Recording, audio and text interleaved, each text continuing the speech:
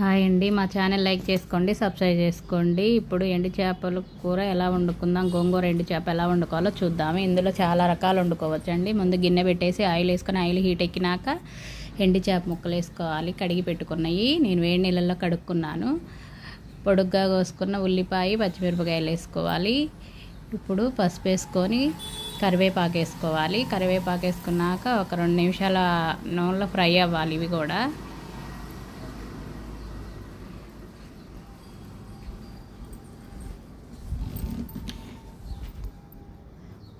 Fry అయినాయి కదా. ఇప్పుడు కడిగి పెట్టుకున్న కొత్తిమీర కూడా వేసుకోవాలి. వేసుకున్నాక నూనెలో ఫ్రై అయింది కదా, 2 స్పూన్ల కారం వేసుకోవాలి. గొడ్డు కారం అండి, ఇది సంబార్ కారం కాదు. మొన్న పచ్చిమిరపకాయలతో చూపించి ఇదేం కారంతో చేసుకోవడం చూపిస్తున్నాను. 1.5 స్పూన్ సాల్ట్ వేసుకున్నాను నేను. ఇదంతా 2 నిమిషాలు బాగా నూనెలో ఫ్రై అయినాక ఇప్పుడు కడిగి పెట్టుకున్న గోంగూర అండి.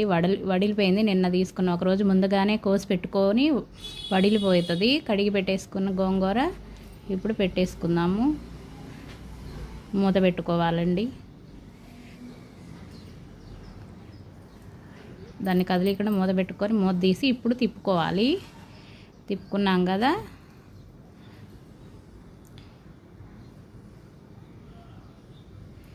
కిందకి పైకి కలబెట్టేసుకొని మళ్ళీ ఇంకోసారి మూత పెట్టేసుకోవాలి. చూద్దాం, ఇప్పుడు రెడీ అయిపోయింది గోంగూర ఎండు చేప కర్రీ. టేస్ట్ అయితే బాగుందండి.